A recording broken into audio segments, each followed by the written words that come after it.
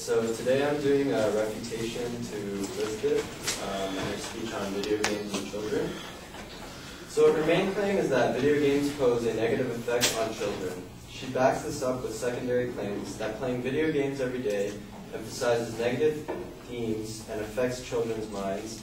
Spending more than 5 hours a day playing these aggressive games can affect children's social skills, and that video games increase children's aggression and become future bullies. I'm here to refute these claims and say that video games can actually have a positive effect on children because they can emphasize positive themes. They can improve social skills, and that video games are not the sole cause of children's aggression. So for our first claim, video games emphasize negative themes and affects children's minds. However, this is not always the case, as video games can also promote positive themes and be useful to children's minds. She stated that most popular games kids choose to play that promote sex, drugs, and violence, and that today's games make it seem so realistic with the high-tech graphics. This can be seen as somewhat of as an assumption because not all kids choose to play these types of games. She also doesn't provide much statistical data to back this up. Kids can choose from a huge variety of games, like sporting games, exercising games, role-playing games, simulation games, strategy games, music games, etc. According to Parent Magazine, parent-approved video games played in moderation can help young kids develop an education, physical, and social ways. Video games promote beneficial effects like following instructions, problem solving and logic, hand-eye coordination, and multitasking. The speech went on to make a series of statements that only focused on the negative effects of violent video games. Most of the violent video games we see are action games. While they may have some negative effects, according to Art Marksman, there are some positives to these action video games. He says that action video games increases people's ability to process visual information quickly and make decisions based on that information. A paper in the current directions in psychological science did a study on non-gamers, and they told them to choose between 50 hours of action games or 50 hours of non-action games. They then took a visual response test, and the results showed that those who played the action games were quicker to respond and process visual information than non-action game players.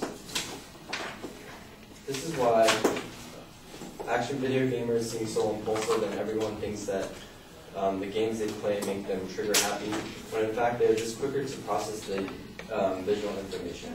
The next claim in the speech was that spending more than 5 hours a day could affect children's social skills, but video games can affect children's social skills, but in a positive way. She stated that video games prevent children to socialize and interact with other kids. I have to disagree with this because all kids talk about nowadays is video games. You always hear kids asking, did you get this new game, or I bet I can beat you at this game. If anything, it gives kids something to talk about and interact with each other. Almost all games have a co-op option so that you can play with up to like 4 players, so that allows families can play together too. The future of gaming has also established online gameplay, where kids can go online and play with their friends or random people. They can make new friends online and socialize and interact while they are playing their games. Many times online gaming puts you in situations where you're required to work together, teaching kids cooperation and teamwork. If anything, this helps the children develop their social skills. Then the statement is made that video games affect children's grades. It fails to make a connection between grades and social skills, but I'll refute it anyway. Almost all video games require you to read and follow instructions so that you know how to play the game. If anything, you're exercising your reading skills. Different video games teach kids different things. Games like Brain Training for Nintendo DS work on boosting a child's IQ with reasoning, problem solving, and memorization skills. Cheryl Olston, a Harvard researcher, surveyed data from interviews of 1,000 public schools, finding that outings from the games, like Legend of Zelda, spark students' interest in planning, problem solving, and creative expression. Olson says that such games such as Civilization can spark interest in history and geography, while others encourage socialization, exercise, healthy competition, and leadership. So these games may influence kids to become more interested in subjects they're learning in school. Finally, the last claim the speech made is that children's aggression can become future bullies. Video games are not the sole cause of aggression, however. It was backed up with the studies done showed that kids were exposed to more video game violence became more aggressive over time. However, it said that the children that were surveyed were aggressive to begin with. This makes the evidence a little bit biased. The next supporting example said that violent acts repeated through the game that you play over and over again, whereas movies or television you watch it once.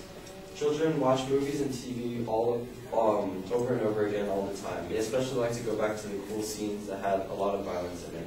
So this proves that games are not the sole cause of children's aggressive behavior. They have other influences like TV, movies, friends, their surroundings, music. While violent video games have been linked to children's aggression, the majority of the games are nonviolent. According to ESRB board president Patricia Vance, 60% of the games rated were E for everyone.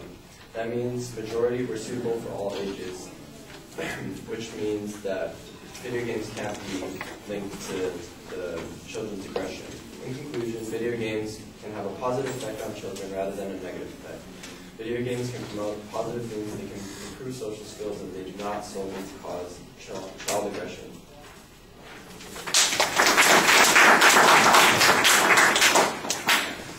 Okay, the structural stuff is fine.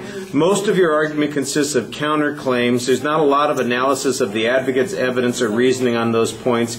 You did have some good counterclaim evidence, though. At the end, you've got a piece of statistical data that talks about the percentage of games that are rated E for everyone. It seems like that would have gone well in that early part where you were arguing that not all the games are particularly violent, and that we shouldn't be making that generalization.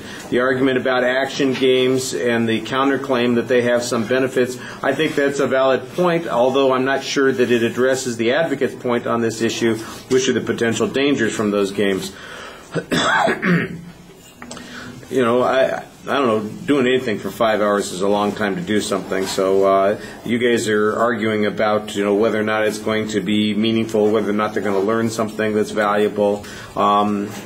I don't know that the advocate's point on this was particularly strong, and your point seems like you present some interesting options that the kids are actually going to learn these skills. Okay, that's a reasonable press on that, and you've got some evidence on it. It does seem a little hypothetical in a couple of spots, but that's okay. The last point on aggression, I think, was a bigger issue for the advocate, and it's the one that gets the least amount of attention from you. You are kind of focusing on the alternatives, but most of your argument there is hypothetical. The fact that something is rated E, does that necessarily mean that it's not a violent or aggressive game? If the violence or aggression, for instance, is in a form that doesn't involve sexuality or gore, it might still fit in the category that provokes the images or the issues that the advocate's talking about, so you need to be a little bit more assertive there. All right, thank you all very much.